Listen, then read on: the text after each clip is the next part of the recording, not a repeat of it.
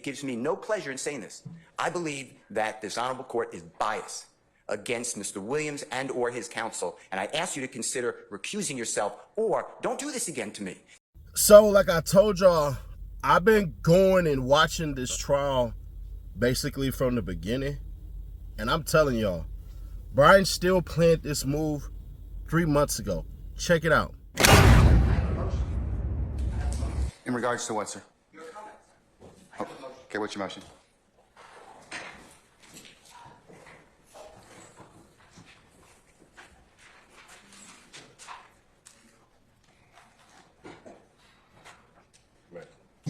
This is the second time that this honorable court in front of the jury has addressed me inappropriately and wrongly. Second time. The first time I gave the state discovery of a song from a Super Bowl weeks before. There was an objection. You assumed that I didn't give it to the state. I didn't want to embarrass the court. So you were yelling at me and saying, do you understand me? Do you understand me? And instead of saying, do you understand that you're wrong? I sat here and I said, yes, Your Honor. That was to protect the integrity of this courtroom and the court. Now you say in front of the jury how unprepared I am. I am not unprepared for anything. Okay, no. I need to make a record. Your Honor, Mr. Steele, wait a second. When you keep delaying, okay, and that's what's happening to the court. You keep delaying and elongating and pushing out these particular our ability to present a seamless case in front of the jury. That's my purview as a judge. And I've asked you a number of times, you and your colleagues on both sides, to go ahead and listen to whatever it is you need to do, prepare me as needed. Now, I asked you those two particular questions because if they turned over the audio to you in discovery and you've listened to them already, then you either have an objection or you don't have an objection. And I was trying to solicit from you whether or not we could just go ahead and just hear it. So you can imagine my frustration because all these little delays just elongate out our presentation in front of the jury. That's for your benefit, not for mine, Your Honor. So that's why I've told you all at various times during this particular case. It's not because I want to embarrass you, Mr. Steele. It's just that I'm trying to kind of keep this thing presented in a way that the jury can listen to it. And the court is wrong. What happened was, let me finish, and I'm making this for the record. What happened is, and I don't get embarrassed by you, but I don't want to embarrass you. I made an objection that some of these jail calls have a third party who will not testify. I objected to hearsay. The state said it explains the effect. Okay, which call? Which call? These calls, as you... Okay, well then why aren't we taking them up beforehand? The state just said, just now, these are the 3 additional calls that they want to introduce. Okay, all right, well, then here's your response. I'm going to give you an acceptable response. Well, I'm going to make my motion. Huh? I need to make my motion. Judge, there's more to this than we need to listen to these calls. Right. Then I would have, no, you didn't say that though. So I wouldn't have had that opportunity. But that's why I keep telling you this, okay? I mean, like I told you, forewarned judge, a happy judge. All right, so had you just told me up front, Judge, we have not had the opportunity to listen to all of those calls. We've only been able to listen to 2. I want to listen to the other ones. And I've listened to the calls. I know it. I don't know what the third one they're trying to do. Okay, well, listen, let me just finish. So you presuppose I don't know what the calls are. Well, I don't know what the third call is because Ms. Hilton, who's professional, said, I'll take a break and I'll let you know what it is. But the other 2 calls are at a baseball game and at a chicken. They're discussing chicken wings. Or chicken. I understand those calls. There's issues in those calls that you need to address. But I politely make an objection and say, Your Honor, based upon what you told me, which is what you told me, we'll take it up later. I wanted to raise it. You tell in front of the jury how unprepared I am. And let me tell you something. I am not unprepared. I don't appreciate the court telling me that. And you don't, and I asked you, tell the jurors that you were wrong when you admonished me last time. You said you wouldn't do that. This is the second time. And you know what it does to me? I don't care. I'm hurt because you're a court, but I really don't care. But what does it do to Mr. Williams? Mr. Steele, I'm not trying to personally insult you or hurt your feelings, okay? You are a grown professional advocate. I am a grown professional jurist. And people say things to me that border on the lines of I could take action or not. You have certainly said some of those things to me during the trial of this case. I have let them go. So, sir, that's just the trial. That's just the trial of the case, okay? No, but that man's life is here. And you know you're doing a fine job in representing him. Well, but you know what? That's just the way we are right now. But the crux of the issue is, Mr. Steele, and the representatives from the state and everybody else. What happens right now is I have to take a break in order to vet all of these issues, which I'm required to do, Mr. Steele. And that's what is kind of disappointing to me, because I have given you all this administrative time, all these breaks to go ahead and do this, and this is what delays the presentation of this case in front of the jury. You know, if I would have done what the state did, and I'm not poking anything at Ms. Hilton, you would have said to me, why didn't you share those calls with him before? What, you were out all day today. We didn't start court till 1 o'clock. I would have shared them. I know you would have. But the state didn't. I'm not poking fun because I can deal with it. But well, the you know court what? then steps but in. here's the problem. I have a problem with it, because here's, at the end of the day, I got to listen to a 15-minute call. You don't have to listen to anything. But you have to make a ruling. Yes, on but an I objection. have to listen to it in order to make a ruling on those. And even if you said you've listened to the chicken call and the baseball call, and if you say there's other issues that come into play, it's better for us to take those things up before I ask for that jury. And I could have done that this morning. I could have done that at another point in time. So, I mean... Well, I raised this issue to you, and I don't remember the date, but it was days ago. I raised it, and the court said, all right, understood, and we'll take that issue up when it comes. Now, what am I supposed to do? Okay. Sit there and say no objection? No, Exactly right. Not at all. I said, Judge, it's an issue we need to take up. Not at all. And in addition to that, today alone, and this happens, today alone, the state introduced 2 exhibits. I've never been given them before, ever. You know what I did? No problem. No problem. Because I think that's professional. One was a Google map. It needs to be clarified for the record that it was not done on September 11, 2013. And then a map with little dots with 0.4 miles I've never seen before. But I didn't do anything, Your Honor. I want to move the case. But when the court, it gives me no pleasure in saying this. I believe that this honorable court is biased against Mr. Williams and or his counsel. And I ask you to consider recusing yourself, or don't do this again to me. This is inappropriate to me. I respect you, but what am I supposed to do? Sit there while you do this? I didn't do anything wrong. I did exactly what you teach me to do and the courts teach me to do. All right. But instead, no, I got to finish this. Then I get told to this court says by Prosecutor Love that I'm not being candid with the court and I'm misrepresenting because Mr. Bean never went to the hospital at Grady on September 11, 2013, and Ms. Love has a document on the desk to prove it. I sat right in front of Your Honor at the table, at the bench, and I said, I'd be careful what you say. That's not accurate. Ms. Love looked down on me and she said, it is accurate. You said, we'll take a break, figure it out. After the break, you didn't even bat an eye. Ms. Love said, yeah, I was totally wrong. Mr. Steele's right. He was taking a Grady. If I would have done that and called another member of the bar disingenuous, not truthful, no candor, and misrepresenting, you would have had me yelling in front of a jury. You did nothing. You didn't even ask Ms. Love to apologize. I don't want her apology. I don't care about Ms. Love, but I care about the court. And now if you can walk in someone else's shoes just for a minute and see what you're doing to Mr. Williams, because it's hurtful. I'm not the one wasting time. I'm here every day ready to go. I am not wasting the time. I make a motion to ask you to please recuse yourself. I know it has to be in writing within 5 days. If you want me to do that, I'll do it. And it has to go to another judge. But this is what's going on, Your Honor, whether you see it or not. You're yelling at me in front of a jury for nothing. And then you won't apologize. And I did nothing wrong ever on these occasions or others. I'm going to go ahead and address your motion at this point in time. I'm going to deny your motion at this point in time. And also just direct you that I have the responsibility to control the proceedings in this particular circumstance. Sometimes things get kind of heated, and that's that's the crucible and trial of any particular case. I am not in any way intimating or insinuating that you are not professional, you are not prepared, but the things that I am bringing up to both of you, and I have fussed at both sides for this particular issue of not being prepared in the sense of, and the only reason it affects the trial of the case is it makes the proceedings a lot longer than they should be, because all these things could be taken up. And sometimes if we've got to parse out all these things, as you can see right now, it takes time, and that's what I'm kind of concerned about, having been a jurist for a long time. So I understand that you're a zealous advocate. You in no way offend me by raising any type of motion. I think you're doing I think that you and the others here are representing your clients well, but sir, I have to be able to control these proceedings. And you at times in these proceedings have not listened to what the court's told you, and I certainly could have explored other options. I didn't. So I'll tell you that much, for what it's worth. You allowed a member of the bar yesterday ask a witness who constantly is committing, respectfully, potentially perjury, did Mr. Steele shut off and turn on the recording? I never did that. I wouldn't do that, and I didn't do that. Okay, and but sir, I would have said that question to about another member of the bar, prosecution. You would have come over the bench and said, "How dare you?" I sat there and I said, "Outrageous."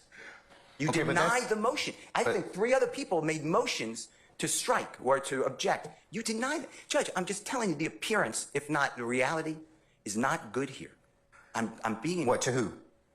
To Mr. Williams. Okay, but maybe to the others. Maybe you're his advocate, okay? And that separate issue of whether or not you did what you did, the state accused you of that. They have the right to at least inquire about whether or not that happened. And whether or not it happened or not, I'm not making any comment on it. But it goes to bias. It goes to motives to misrepresent. So that never happened. No good faith. But I'm not commenting. I'm not commenting on that. That's for the jury. That's for the jury to decide. I asked the question about a missing recording that I wasn't given of a statement made by Mr. Bean. And you told me? And I keep telling you. What you told me? You said, does the state have it? They said no. You said, nothing I can do. I tried to cross on it. You sustained an objection. Because it doesn't exist at this point in time. Now, if it exists at some point, I told you I'd say it. 1, I tell you, I apologize to you. And then 2, I'll take corrective action against the party or the entity that failed to give you that particular statement. But the point is, everyone knows he spoke to the detective But beforehand. we don't. That's the whole thing. You believe it. You honestly believe it, and that's true. On September 17th, 2013, on recording, Mr. Bean tells that to Detective Quinn. How is that far-fetched? Why would he ever say that? I lied to the other detective. Why would he ever say that? I mean, logic has to come into this courtroom at times. But you stop me from doing it, but you allow another lawyer make up that I'm stopping and starting a recording. And he says, well, I don't recall. I don't remember anything. Here's the thing. That's why probably Miss Love asked me to put it under seal for the time being. But, I mean, I'm not saying anything. But if true, that's a pretty serious accusation. If true, I'll die right now.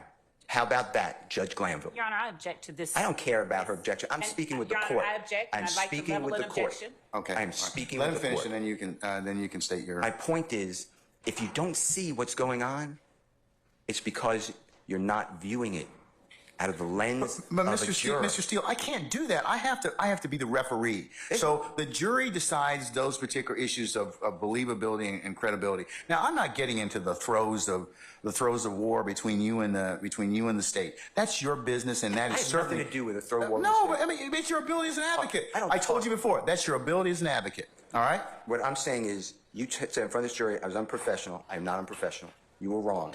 I think at that particular point in time, given the totality of what happened, that's what the court's assessment was. Sir, I am... But it was wrong. It's a snippet in time. Mr. Steele, you're a very good attorney, but I'm a professional jurist, and you may not like some of the rulings that I make, and you may not like the way that the trial is going at a particular point in time. That's for all advocates. Ms. Love and her colleagues, I've told them the same thing. But I think that, my job as the referee is to give you a fair trial, and that's what I'm going to do. Well, I hope that's true. But you just told the jury I'm unprepared. And I am prepared. I don't understand why you would say that. Both of you, and I'll level this against the state, both of you, that's being unprepared, because that I have to then listen to this to rule on it. I understand, but I'm the only one that the jurors here, the court, take ire with. Ever. Without an apology. I think I've taken Miss Love and Miss Hilton and her colleagues to task many times. No, I've heard you yell. I've taken them to task as well. I've heard you say to her, "Stop interrupting me." Answer my question. That's taking them to task. The jurors never heard that, ever. So, I asked for a continuing recusal motion, and I know it's not in writing, but I assume that you're ruling on it right now. That's what you're saying. Well, when you got to put it in writing, but I mean, I'll rule on it at this point in time. I'm going to deny the motion, but you need to put it in writing if that's what you wish to do, and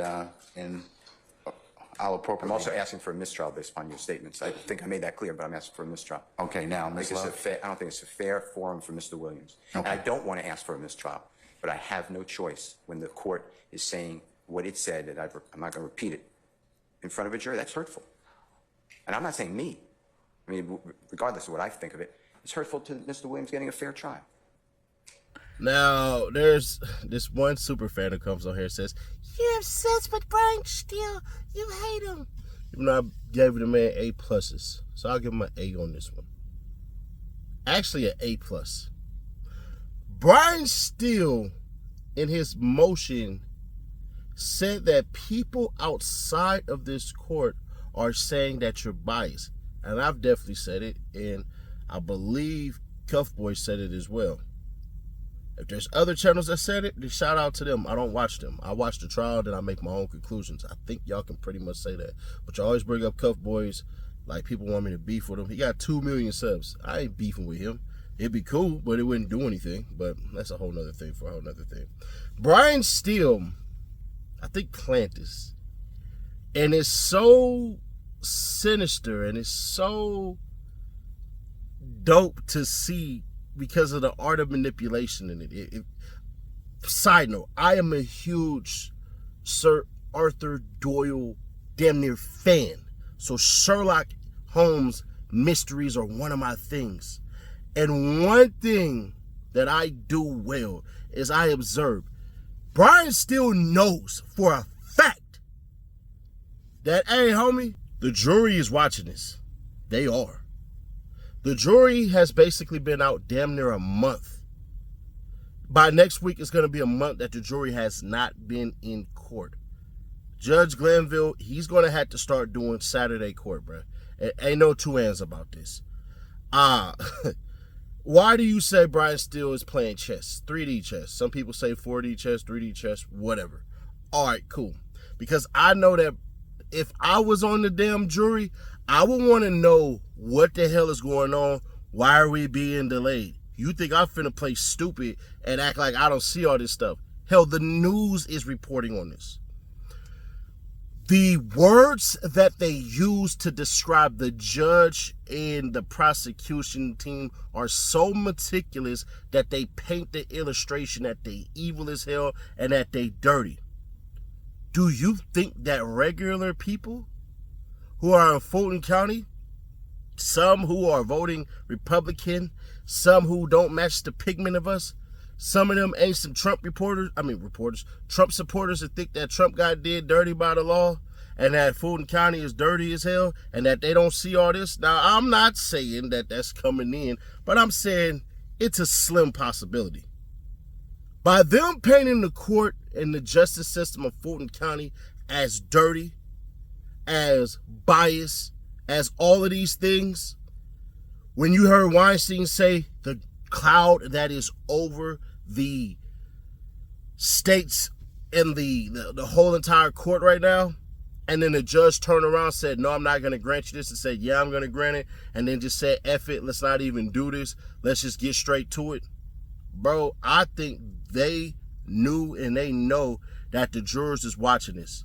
Brian Steele and the YSL attorneys have already won this.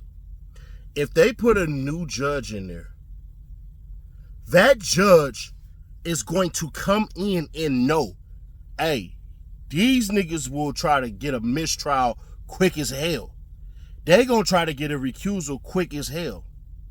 I think if Glanville pops back, Glanville is going to be so freaking pro Brian Steele and the rest of the cats that there's going to be things that he know that he shouldn't, but if it's borderline where it should go to the state, it's going to go to the defense. And I ain't going to hold you. That's what you should want as your defense counsel. Everybody's playing manipulation tactics. I don't give a damn what anybody says. Whether you think it's good or bad manipulation tactics. It is what it is. I don't dislike any lawyers or anything like that. I may take some shots at Miss Love. I may take some shots at Hilton because I think Miss Love is playing dirty as hell. I don't like the fact that she brought dude in there with half his head blowed off. And somebody did say that if Thug basically loses this trial, Buddy can sue him and win money. So I was wrong on that one. So I will admit, based on the Survivors Act of Georgia, that I was wrong on that one. But I still don't like the fact that she did it. I don't like the fact that a woman who talked about unaliving herself basically was thrown in jail. when she never said she wasn't coming to court. She just stopped talking to Miss Love, because Miss Love was lying, talking about she gonna get her help and all this crap and everything like that, and then brung up her mom and try to mentally manipulate that woman on stand. That you brought in lying ass Detective Quid and the other lawyer, the other goddamn the other detective who was putting the chapstick on, bruh. I might go back, because I've been watching, I might go back and redo videos on that, because they were lying their asses off on there. And I exposed it already, but since we gained like damn near in the last 6 weeks 12,000 new subscribers, I might have to reintroduce them, because they ain't been paying attention to this. And so that's what I kind of got to get on, even on myself. You guys are welcome to disagree on this channel. You are. All of that crap. I'm just too petty to let stuff go. But you know what? Y'all believe what I believe. I believe what I believe. Say what y'all gonna say. It is what it is. I appreciate those who are supporting and rocking with the channel and all that. Like I said, we're on our way to 200K. There'll definitely be a $1,000 giveaway at the end of that. Then after every 10,000 subs we get, we just gonna give 100,000. Yeah, right. Give $1,000. Give $100 away, and then by the 300K, we're gonna give another $1,000 away. So every 10K, 100. Every 100K, another 1,000, and we gonna keep on doing that. And by the time we reach 1 million subs, bro, I hope to one day turn this channel into some Mr. Beast type shit, but that's just a dream of mine, because I ain't gonna lie. I love giving money back to the people, because y'all need it as much as I do, and I'm broke.